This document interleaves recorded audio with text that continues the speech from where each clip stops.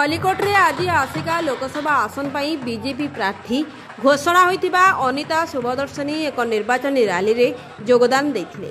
BJP रो सांसद प्रार्थी अनिता शुभदर्शनी भुवनेश्वर आसी खलिकोट मर्दराज शिशु उद्यान निकट में आज अपराह्न 4टारे पहुंचवा परे खलिकोट बीजेपी पक्षरु तांकु जोरदार स्वागत कर सेठारु तांकु एक विशाल रैली रे बस स्टैंड दे श्री जगन्नाथ मंदिर पर्यंत पाछटी आनिथिले। जगन्नाथ मंदिर सम्मुख में महाप्रभु को प्रणाम करी आशीष भिक्षा करथिले सांसद प्रार्थी अनिता शुभदर्शिनी।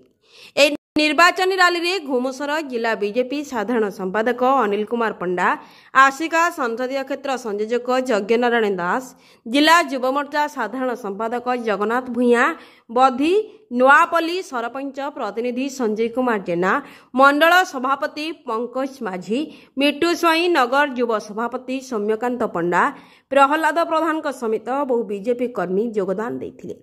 सांसद प्रार्थी एठारू तारातारिणी मंदिर आभिमुख्य जाइथिले।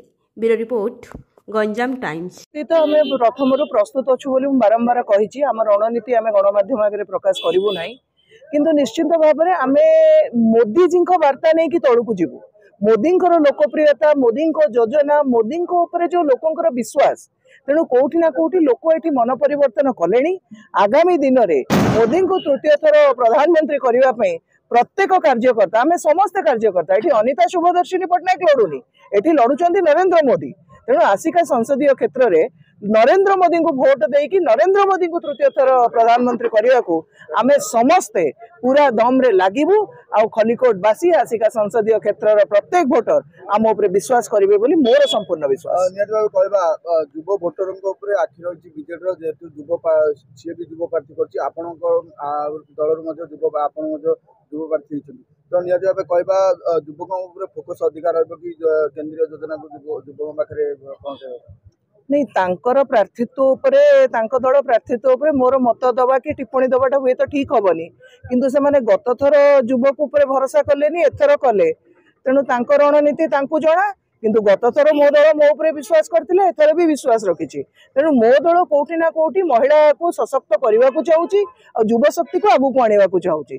तांको दल उपरे मोर कोनोसी टिप्पणी करिवार नै।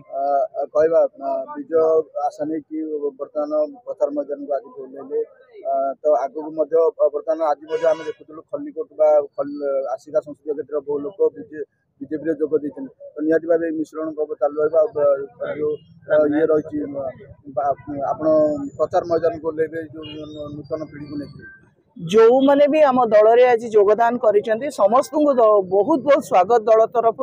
आगामी दिन में से योगदान दल को आमर आहुरी सुदृढ़ करिवो, सशक्त करिवो एवं भारतीय जनता पार्टी को आगामी दिन में जितेबा निश्चिंत भाव में सहायक हबो।